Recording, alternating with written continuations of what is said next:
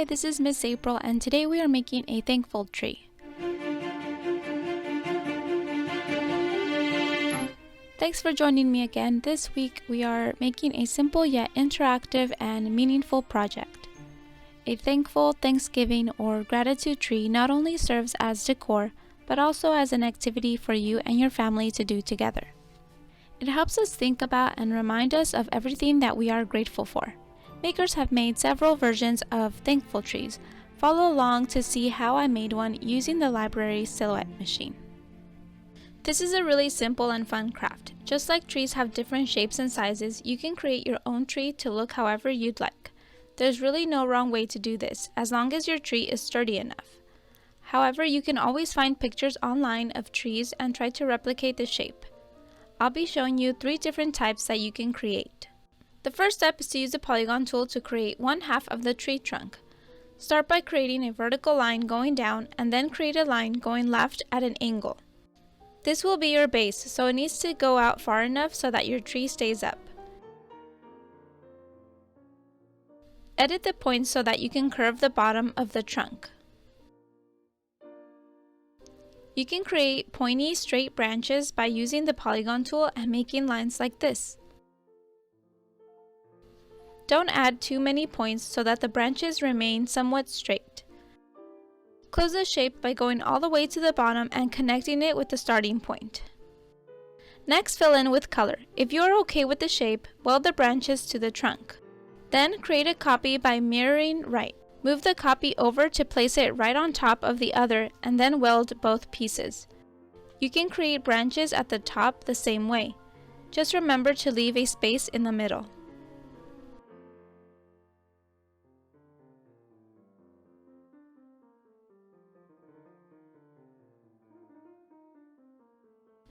You can create more natural branches by using the curved shape tool. Add more points when creating the shapes to get curved branches. I prefer this over the first one because you can make thicker branches. Thicker branches will make your tree sturdier. Adjust the points until you get the shape you like. Then repeat the process of the first tree. Weld the branches to the trunk. Mirror right and weld both sides together. Create branches at the top of the tree and weld those to complete the tree.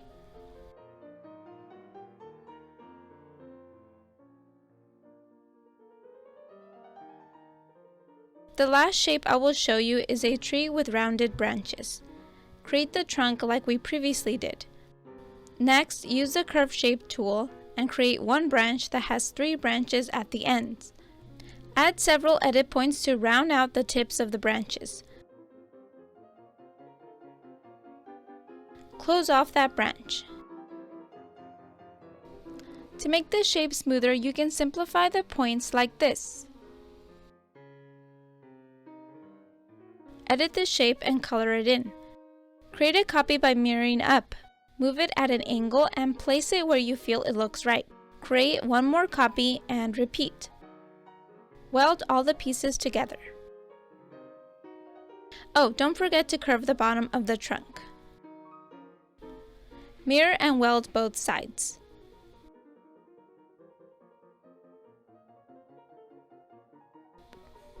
And those are the 3 shapes I made. This was done a lot quicker, but you can take your time to curve or flatten points and move the edit points around to make really nice branches. I'm just going to use this tree I previously made to show you the last few steps. Once you have your tree, create a vertical line down the middle.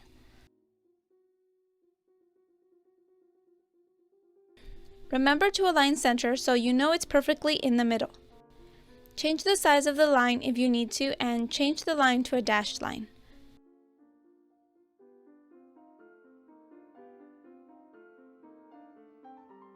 You can create your own leaves by drawing a circle and changing the top point to a corner. Move the blue points to create the tip of the leaf and then change the other points to finish shaping the leaf. Change the size of the leaf. Keep in mind that they should be small enough to hang on the tree, but big enough to write on. You're also able to trace leaves from pictures you find online.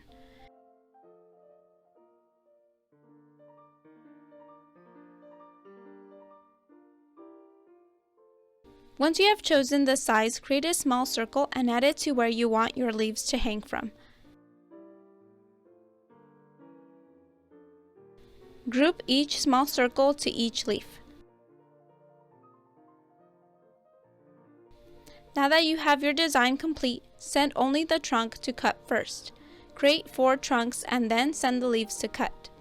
Create as many as you'd like using different fall colors.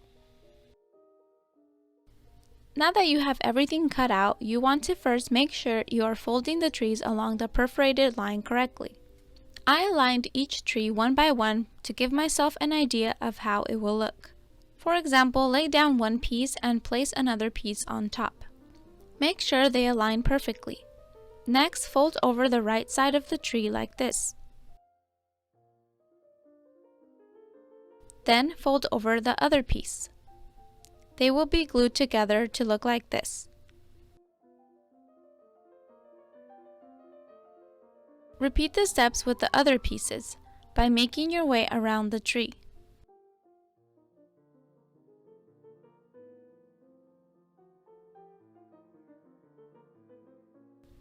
Once you have all 4 pieces folded, you can start gluing them together.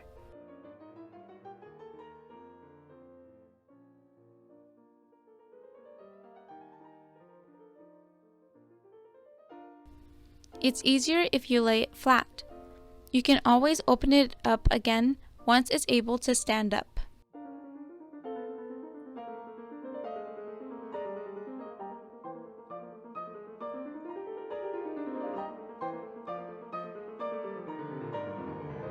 And that's it. All that's left is to write on each leaf what you are thankful for and tie it to the branch with a piece of string. Let me know if you made a thankful tree or if you made it a different way.